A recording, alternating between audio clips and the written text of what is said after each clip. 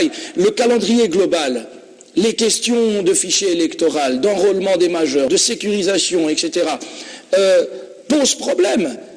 Hein, l'opposition dans notre pays a rejeté le calendrier global qu'il avait pourtant réclamé.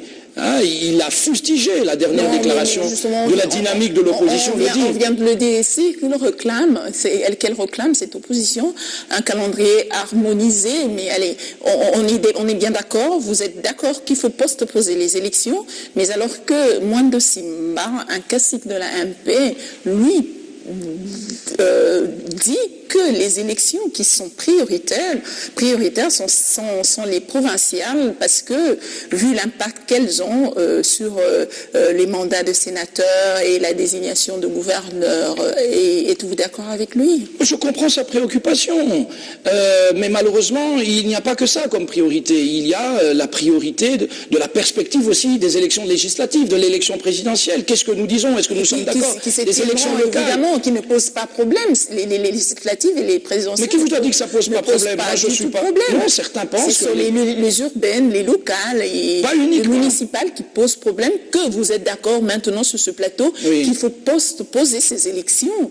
Non, si pour arriver à une tenue apaisée, satisfaisante pour tous des élections, il faut les postposer, je suis évidemment d'accord, parce que je ne suis pas un obsédé des élections. Moi, je suis un obsédé, si vous voulez, un fasciné du développement de la RDC, de sa modernisation, de sa reconstruction, tâche à laquelle le président de la République et le gouvernement s'attellent, n'est-ce pas? Et donc, pour moi, les élections, c'est un moyen d'exprimer la volonté populaire, la démocratie, mais ça n'est pas le seul moyen de faire comprendre la volonté du peuple. Des sondages le font, mais plus sérieusement, un référendum peut le dire aussi. Donc, je ne suis pas obsédé par la tenue en 2015, en 2016 des élections. Non, je suis obsédé par la stabilisation de mon pays, qui est toujours l'objet de la convoitise internationale. Je suis obsédé par le sursaut patriotique que tous les Congolais doivent faire en disant non à la violence. Pour finalement non à la violence. Ce sursaut patriotique pour finalement se retrouver avec un seul parti, comme c'était le cas du MPR. Pas du tout. Alors, à votre avis, pas du tout.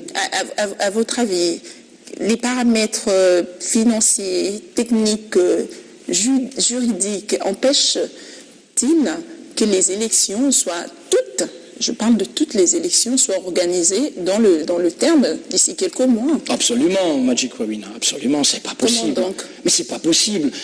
Nous sommes... Quand c'est pas possible, c'est-à-dire que le gouvernement n'a pas prévu, alors que gérer, c'est prévoir.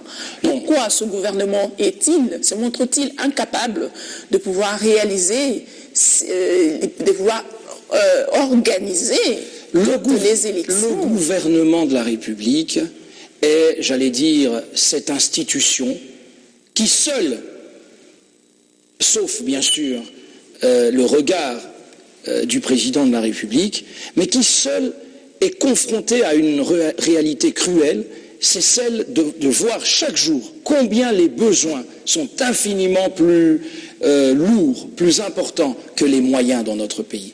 Le gouvernement a les moyens. Mais il y a des réalisations. Le gouvernement a les moyens. Il y a d'autres réalisations que le gouvernement a fait qui n'étaient pas prioritaires. Par exemple, l'érection de ce bâtiment qu'on appelle intelligent, avec le montant, la facturation de ce bâtiment, le gouvernement aurait pu organiser quelques élections, accepter ce moyen. Les gens doivent prendre un cours de budget de l'État pour comprendre qu'un gouvernement, c'est une institution souveraine qui a la capacité de manœuvrer dans les lignes budgétaires classiques, tout comme de faire des dépenses extra-budgétaires. Ce n'est pas inimaginable dans un... Je ne dis pas qu'il s'agit nécessairement de telle ou telle dépense, je n'ai pas vu le détail, mais je vous dis que les marges budgétaires d'un gouvernement comprennent aussi des dépenses j'allais dire, en dehors du budget strict, par exemple, des infrastructures. Le gouvernement, c'est une institution souveraine, c'est la souveraineté du pays qui est concernée. Le gouvernement peut décider d'affecter des montants à des priorités politiques ou à des priorités majeures pour le développement du pays. Le gouvernement a estimé qu'il fallait que la ériger RDC, ce bâtiment, il fallait que la RDC, rénover l'aéroport, État. alors que les élections se pointaient déjà à l'horizon. Allez, messieurs qui sont... Non, s'il vous plaît, madame. Je vous remercie. S'il vous plaît, Nous sommes à la fin de l'émission. rapidement. Le gouvernement a les moyens d'organiser les élections. Mais le gouvernement de la République a le devoir de poser au peuple congolais et au chef de l'État ainsi qu'à la nation la question de l'opportunité du déblocage de plus de 10% du budget national pour des élections. La question, c'est de savoir qu'est-ce qui est prioritaire, la santé, l'éducation, les infrastructures ou l'immédiateté des élections. Et je suis favorable, moi, à l'idée que le développement, la modernisation sont bien plus bienfaiteurs pour le peuple congolais que la tenue immédiate des élections sur laquelle nous devons nous pencher. Les élections, nous devons nous pencher sur ces questions pour que on les tienne, mais dans un délai raisonnable, peut-être dans...